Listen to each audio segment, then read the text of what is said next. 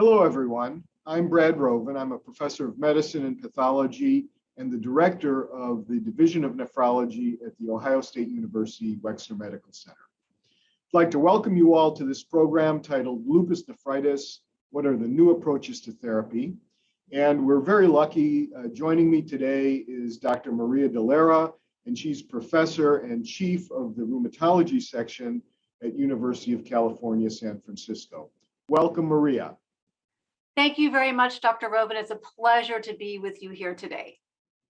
Until recently, the management of lupus nephritis has remained unsatisfactory due to insufficient treatment regimens. But now we have two FDA-approved add-on treatments and many more that are in the pipeline. In today's discussion, we're going to review these newly approved drugs, take a deep dive into the trial data, and consider how the drugs may be used right now. Maria, before these new medications were approved for use in lupus nephritis, what's been your standard of care approach to patients with proliferative disease? That's a great question, Brad. And before we had these new approvals, my standard of care was to use either a cyclophosphamide-containing regimen or mycophenolate mofetil, because we have significant evidence that demonstrates efficacy of both of those regimens. In terms of the cyclophosphamide-containing regimen, we have two options. One is the lupus nephritis regimen, which is a lower dose regimen of 500 milligrams IV of cyclophosphamide every 2 weeks for 6 doses, followed by azathioprine, or we have a more standard higher dose NIH regimen. My practice has been to use first the Lupus regimen if I'm going to be using a cyclophosphamide-containing regimen. So how do you handle steroids? How has your idea of steroids evolved over the years of practice? My use of steroids has evolved tremendously. So prior to the data that we'll be discussing coming up, I was using moderate to high dose steroids in all of my patients as an induction regimen for lupus nephritis. I think now we have significant evidence and data. We don't have to use those huge doses of steroids, but that was my practice prior to these recent data. All right, so let's move on and let's now talk a little bit about these latest treatments that have been approved for lupus nephritis. So just by way of introduction, belimumab is one of the treatments. The FDA approved belimumab for non-renal lupus over 10 years ago. We have a great deal of experience with that medication. It's a human monoclonal antibody. It inhibits the soluble form of BAFF or BLyS, which is a B-cell survival and growth factor. And then the second drug that's approved is called voclosporin. Voclosporin is an oral calcineurin inhibitor like cyclosporin and tacrolimus, and it's structurally very similar to cyclosporin. However, it's more potent and has a better side effect or metabolic profile. For example, not causing diabetes like we see in tacrolimus, better lipid metabolism, etc. So let me throw a question out to you, and I'm going to be a little bit unfair, but I think this is really good insight. You're a rheumatologist, and you may not really be using calcineurin inhibitors as much as we do in nephrology because we use them all the time in the transplant population. So I'd like to sort of get a rheumatologist's view of the results of the phase 2 and 3 voclosporin trials. So that's right. As a rheumatologist, I don't have a lot of experience using calcineurin inhibitors. But I've had to learn a lot about calcineurin inhibitors with the advent of voclosporin. The data, in my view, are very promising. And just to give an overview of the Aurora 1 trial, which was the phase 3 trial of voclosporin and lupus nephritis, there were, I think, 357 participants who entered the trial, international RCT, and participants came in with class 3, 4, or pure class 5 lupus nephritis were randomized to voclosporin or placebo on a background of mycophenolate mofetil with a target dose of 2 grams. So a lower target dose than what has been used in other trials. And then importantly, the steroid regimen was a novel regimen that was also used in the phase 2 voclosporin. It was a low dose regimen starting with 2 pulses of 500 milligrams each of methylprednisolone, but then coming down to 25 milligrams a day as a starting oral dose of prednisone, and then down to 2.5 milligrams a day by week 16. So an expeditious taper, and then patients stayed on that 2.5 through the course of the trial. The primary endpoint was at week 52. And strikingly, there were a greater proportion of participants in the voclosporin arm compared to placebo that achieved a complete renal response defined by a proteinuria suppression to less than equal to 0.5 and stabilized eGFR. And the delta, the difference between the voclosporin and the placebo arm was about 19 to 20%. So that is a very large delta for our lupus nephritis trials. And even at week 24, which was a secondary endpoint, there was a difference between voclosporin and placebo of about 12% in favor of voclosporin. I think some other important take-home messages from the trial. Number one, proteinuria suppression happened quickly in the voclosporin arm compared to placebo. So time to UPCR of less than 0.5 and time to 50% reduction in UPCR happened much earlier in the voclosporin arm, within 30 days compared to the placebo arm. And that is also something very different. And I think that speaks to the mechanism of action of voclosporin, that not only are we targeting directly T-cell activation, proliferation, differentiation, but we are also having an impact directly on the podocyte cytoskeleton by inhibiting degradation of synaptopodin. I think that podocyte specific effect is why we're seeing that rapid reduction in proteinuria with this agent. And then secondly, when we look at subgroup analysis of the primary endpoint, and we look at self-reported race, we see efficacy of voclosporin over placebo in patients of non-white race and ethnicity. And that is very important because these are patient populations that are most impacted by lupus nephritis, severe disease, bad outcomes. So to see that, I think, is incredibly relevant for all of us. And the last thing I will say is that the Aurora 2 trial, which was a blinded extension of Aurora 1, which followed participants from the primary endpoint at week 52 for another 2 years. The interim results were presented at the American College of Rheumatology meeting last November out to month 30.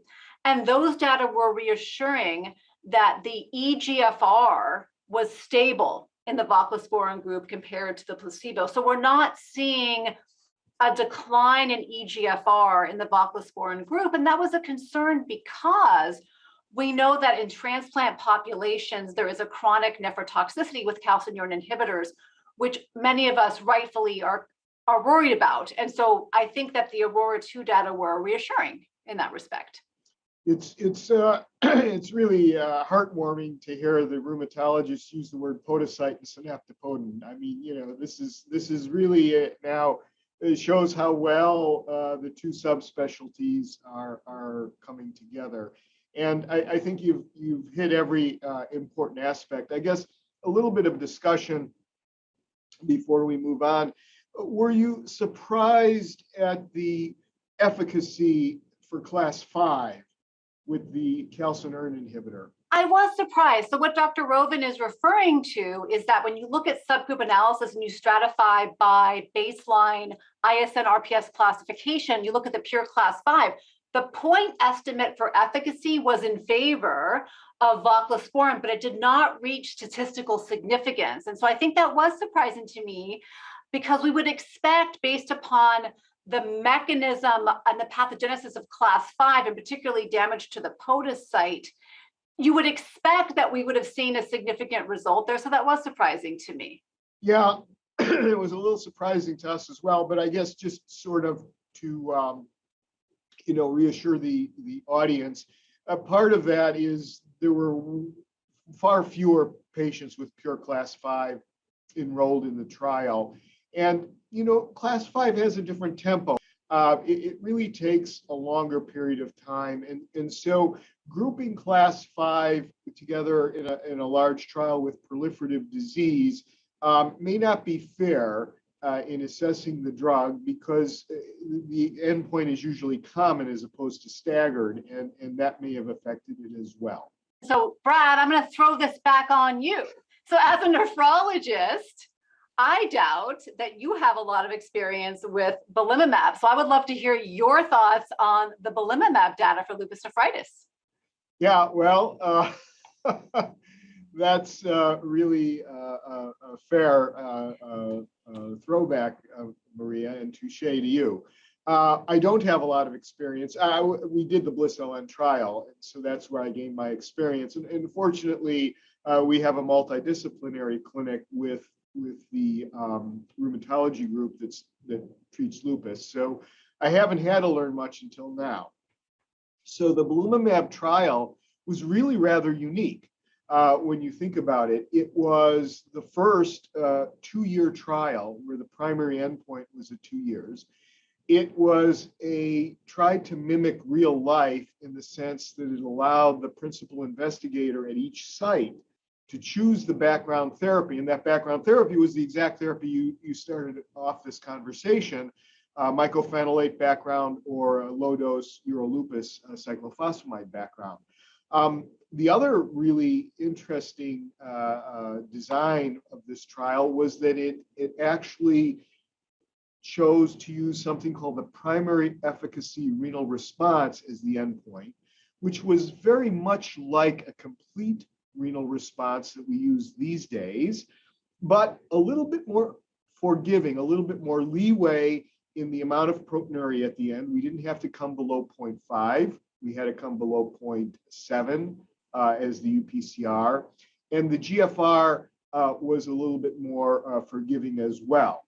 And so the top line of that trial was that the patients in the belimumab arm had a significantly greater response rate than the patients in the control arm. And that was about a 10% benefit. But when you dive deep into the actual subgrouping of the Bliss-LN trial, some very important things come out. And I think it may help us guide, maybe how we use these medications. The first thing was we did look at subgroups by class, just like you were talking about. And again, the class 5 patients, and there were pure class 5 as well as class 3 and 4 in this trial, they didn't really show a benefit with the belimumab. And again, there were not as many as proliferative patients, so that's one of the issues, but even the point estimate was not very good in this particular trial. So that was one factor.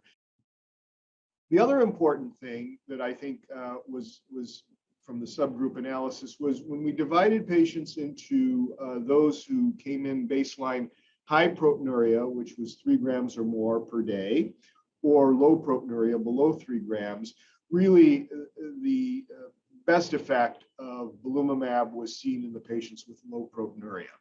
So I think those will help us talk a little bit about, how we might think about these agents in practice. Now, on the other side of the coin, because this was a 2-year trial, we were able to track kidney function over time and flare, lupus nephritis flare over time. And belimumab, no matter what the background therapy was or what the class of the disease was, belimumab consistently decreased the LN flare rate in the patients in the trial compared to the control arm or the placebo arm. So that's a really important thing because we know as flares accumulate, you have chronic damage to the kidney. The other thing that I thought was remarkable was that when we looked at the slope of GFR, so the slope of GFR is a way to see how kidney function is being maintained over time.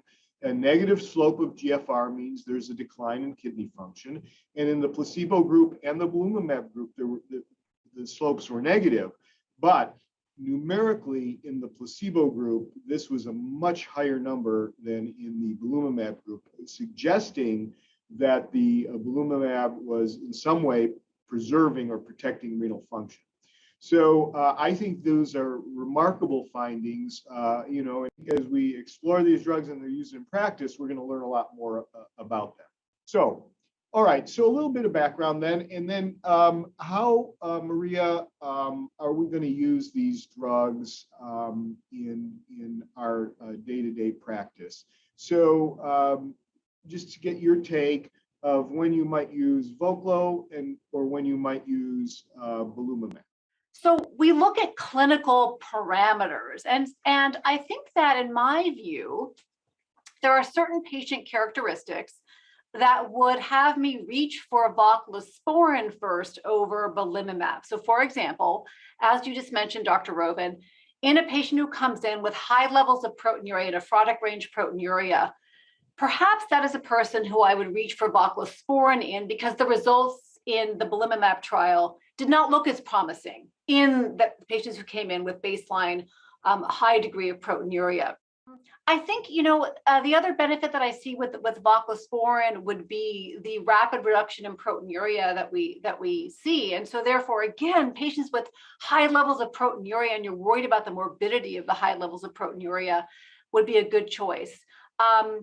Now, I think, in terms of belimumab, we know that the safety profile of belimumab is fantastic. We've had a lot of experience with it going back to its initial approval for non-renal lupus back in 2011. So perhaps a patient who it has been already shown to have, multiple infections, and you're worried about yet another infection in the patient, you're worried about how immunosuppressed they are, perhaps belimumab might be a good option in that particular patient. Perhaps a patient that has a lot of extra renal manifestations, rash, arthritis, in whom belimumab might have been indicated anyway, even outside of lupus nephritis, we could use it there. Although I have to say, I would love to hear your opinion. We don't know that the calcineurin inhibitor is not going to work in those patients, right? We don't know how the Voclo or other calcineurin inhibitors will do with extrarenal disease. And the truth is, a lot of our patients come in, if they have lupus nephritis, that's really the main manifestation of their lupus. Maybe some arthralgia and that sort of thing, but a lot of times they don't have a lot of the other things that you will see without nephritis. I think the other thing, of course, to consider is the patient in whom one more flare might be a problem, right? They're sort of already having chronic kidney disease, and another flare might tip them over towards end stage. I like the idea of maybe getting belimumab on board if I'm going to be able to prevent a flare. I also like the idea of getting belimumab on board when I want to, really preserve kidney function in a patient who may come in with some CKD. And I think, of course, if a person has severely impaired kidney function when they start, even the FDA label suggests that the use of belimumab is with a eGFR greater than 45. So those are some things to think about characteristic-wise for the patient. Okay, let's wrap up now with talk about monitoring patients during treatment. How do you predict, or how might one predict, how a patient is going to do with a medication? What do you look for? So we know, it's a great question. We know from work that we did with post hoc analysis of the Aspreva lupus management study that early reduction in proteinuria, meaning a proteinuria reduction of at least 25% in the first 2 months of induction therapy, is associated with a good response at 6 months. And similarly, normalization of hypocomplementemia within the first 2 months of induction therapy is also predictive of a good response at 6 months. So therefore, those are kind of early clinical parameters that we can follow in our patients to help us understand if the patient's on the right trajectory. Okay, and so maybe then, if they're not meeting those parameters early on, you should think about changing therapies or adding something on, is sort of what you're getting at, I think. Yes, I agree with that. I think they're helpful for us. And one question I had for you though, Dr. Roven, I find proteinuria to be challenging. It is the clinical parameter that we have, that we follow. We all follow this as a measure of response, but we know that there's a discordance between level of proteinuria and what is seen on the kidney biopsy, mostly from the work that you've done with your collaborators. How did you think about proteinuria as a measure of response? So it's certainly the best biomarker we have, but that doesn't mean it's a good biomarker. If a person has their initial lupus nephritis flare and they had otherwise a pristine kidney before that, proteinuria is a pretty good marker of what's going on in the kidney. Once you've accumulated some damage in the kidney, you don't know if the proteinuria is reflecting the chronic scarring or active inflammation, often a combination of both. And then it becomes much more difficult to clinically evaluate. And I suggest that we should probably think about using the kidney biopsy a little bit more often in centers where it can be done safely, of course, to look at the histology and help that histology help us inform our therapeutic changes. Okay, so we're going to wrap up now. I think I'd like to just really thank Dr. Delera for this wonderful discussion. And I'd like to thank the audience for participating in this activity. Please go on to answer the questions that follow and complete the evaluation. Thank you very much.